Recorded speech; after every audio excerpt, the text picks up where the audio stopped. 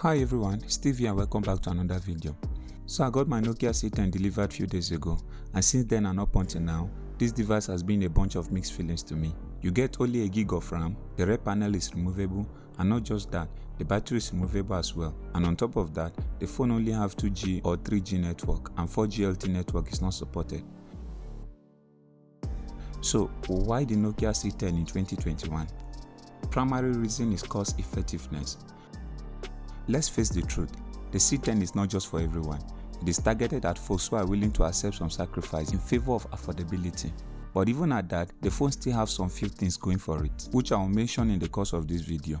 But before then, I will appreciate if you can support this channel in any way, either by liking, sharing, or even subscribing to the channel. And in case you don't know, a comment in the comment section is also a big support as well. Now, let's take the unboxing experience out of the way.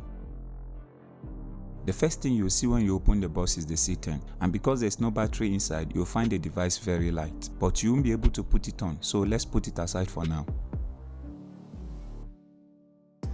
Then you have this paper panel which carries the battery underneath, then a clear silicone case, user manual, a pair of cheap earpiece, your USB cable, and finally a 5-watt wall charger.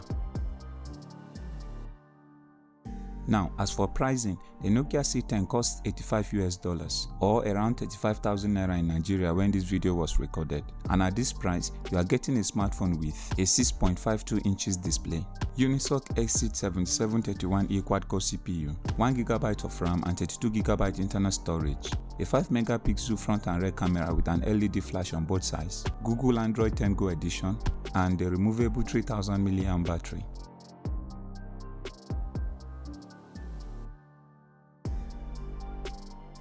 Now, like I mentioned before, this phone is not for everyone, and expecting too much just because the brand is Nokia might end you in some sort of disappointment.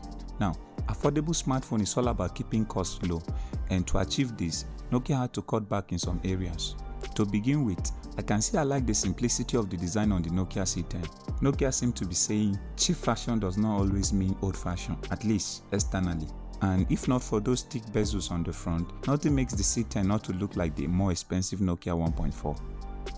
The back view gets extremely basic though. You get a single 5-megapixel lens, single LED flash, single loudspeaker opening, and no fingerprint scanner. So the build quality is good and the device is solid at the price point. But I think the world have outgrown removable back panel and removable battery, and it doesn't matter either the phone is a flagship or a flagship. Now, while I will say the display quality is on par with what you are paying, the OS optimization is one that you may not find on a device within this price point. It is Android 11 Go edition that is both bloatware free and upgradable up to Android 12 and Android 13.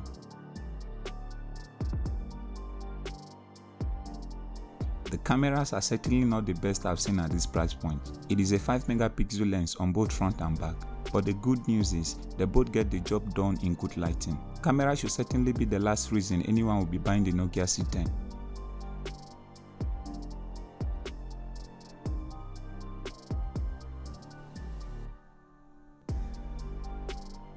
Where things start to take negative downturn though is in performance. The CPU on the C10 is SC7731E, which is both old and sluggish.